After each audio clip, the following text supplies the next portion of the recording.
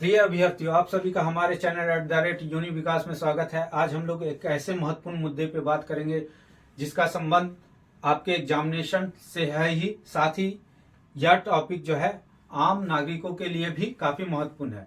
इस टॉपिक का नाम है डिजिटल गिरफ्तारी घोटाला या डिजिटल अरेस्ट स्कैम। ये चर्चा में क्यों है, क्या है, इसका तरीका क्या है और इसके उपाय क्या क्या किए जा रहे हैं, इन मुद्दों पे बात करेंगे। सबसे पहले देखिए चर्चा में क्यों है। तो देश के विभिन्न राज्यों से आज डिजिटल गिरफ्तारी के माध्यम से काफी पैसे की उगाही की गई है। कुछ कुछ केसेस में करोड़ों की ही भी उगाही की गई है। इस कारण यह अभी चर्चा में बना हुआ है। दूसरा, यह है क्या?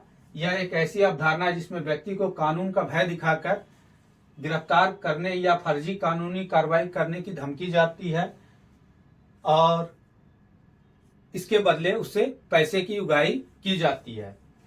इसके लिए जो व्यक्ति या जो फेक अधिकारी होते हैं वो नकली संदेश भेजते हैं, व्हाट्सएप कॉल करते हैं, स्काइपी, गूगल मीट, ईमेल के माध्यम का सहारा लेते हैं। तरीका क्या है? कोई ए पर्सन है जो पुलिस अधिकारी या ईडी ऑफिसर बन के आपके मोबाइल में सबसे पहले नकली संदेश भेजते हैं कि आपके नाम से एक पार्सल आया जिसमें नशीली पदार्थ या है। इस संदर्भ में आपसे पूछताछ की जाएगी।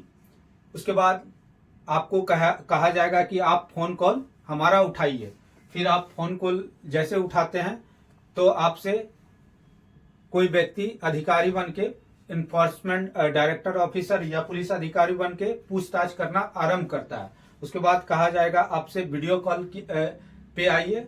वीडियो कॉल के लिए या तो वो आपसे व्हाट्सएप कॉल करेंगे या फिर स्काइपी का सहारा लेंगे या फिर गूगल मीट का सहारा लेंगे। उसके बाद आपको डिजिटल रूप से बंधक या गिरफ्तार कर लेंगे। आप ऐसे देखेंगे जब आपके मोबाइल पे वीडियो कॉल आएगा तो आपको ऐसा प्रतीत होगा कि सामने वाला बैठा जो व्यक्ति है वो वास्तविक रूप से पुलिस अधिकारी है और वो आपसे जांच पड़ताल या पूछताछ कर रहा है। ठीक है। उसके बाद पूछताछ के दौरान वो कहेंगे कि अच्छा, आप जो है कहीं बाहर ना जाएं, आप यहीं इसी फोन कॉल पे ही या इसी स्काइपी या गूगल मीट पे आपके केस को हम सुलझा देंगे। इसके लिए हम वकील या जज की भी व्यवस्था कर देंगे। आप सब यही मामले को रफा दफा कर देंगे, आपके मामले को यही रफा दफा कर देंगे। इसके लिए बदले में आप हमको इतना पैसा भेजिए। और ऐसा कहीं कहीं किसी केस में देखा गया है कि 12 से 13 दिनों तक का भी केस बंधक या गिरफ्तार करके व्यक्ति को रखा गया है।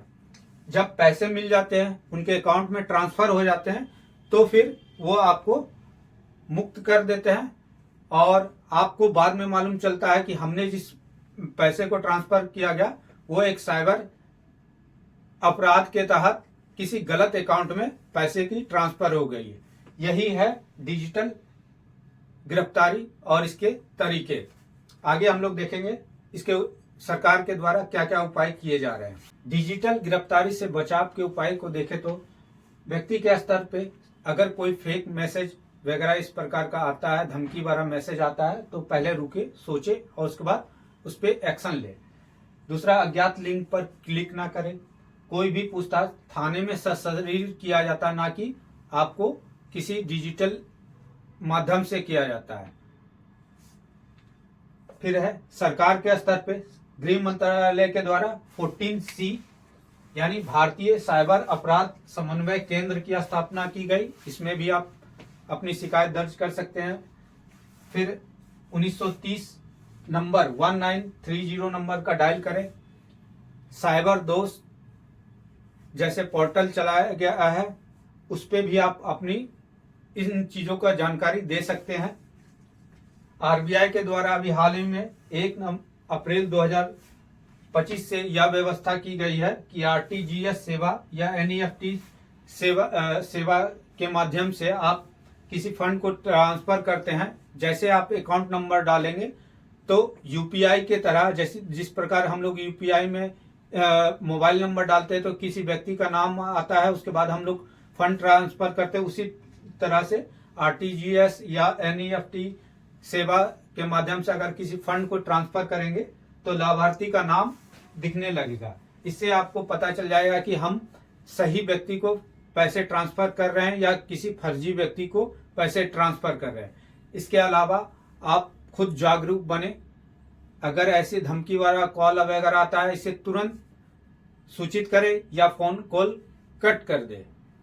अगर वास्तविक में कोई अधिकारी ऐसा होगा तो फिर से आपको कॉल बैक लोग कर लेंगे या आपके पास लोग खुद पहुंच जाएंगे। इसलिए इन सब चीजों से डरे ना, एक जागरूक नागरिक बनिए और अपनी रक्षा स्वयं कीजिए।